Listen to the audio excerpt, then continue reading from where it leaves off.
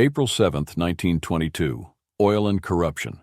The Teapot Dome scandal, which unfolded in 1922, stands as one of the most infamous political corruption cases in United States history. It involved the secret leasing of federal oil reserves by Albert Bacon Fall, who served as Secretary of the Interior under President Warren G. Harding. This scandal not only tarnished Harding's administration, but also had a lasting impact on government transparency and ethics oversight. At the center of the scandal were naval petroleum reserves located at Teapot Dome in Wyoming and Elk Hills and Buena Vista Hills in California. These reserves had been set aside for use by the U.S. Navy in case of a national emergency.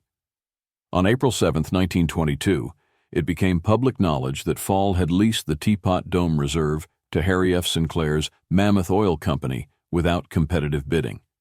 He had also leased the California reserves to Edward L. Doheny's Pan American Petroleum Company. Investigative journalists and senators quickly raised concerns over the legality and secrecy of these deals. In April 1922, Wyoming Senator John B. Kendrick introduced a resolution in the Senate to investigate the matter. The investigation was led by Senator Thomas J. Walsh of Montana, a Democrat, who methodically uncovered a network of bribery and influence.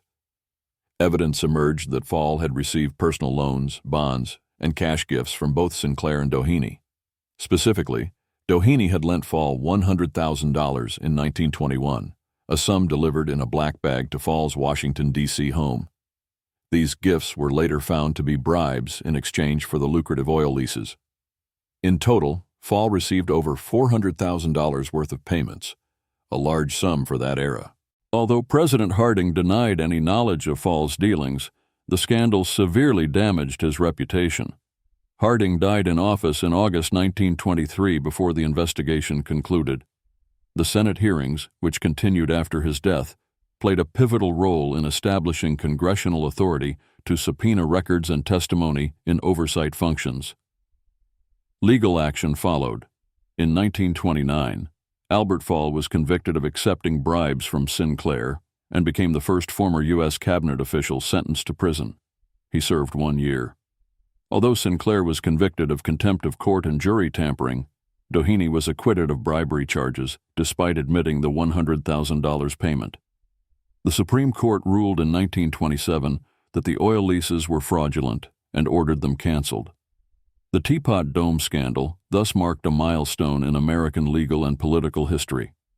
It sparked lasting reforms, including stronger Senate investigative powers and greater public awareness of executive accountability. The Teapot Dome case became a symbol of government corruption and a cautionary tale.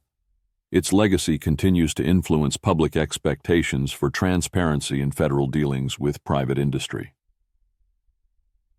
For enthusiasts of historical ephemera, visit history-collectors.com to find collectibles that might complement your collection.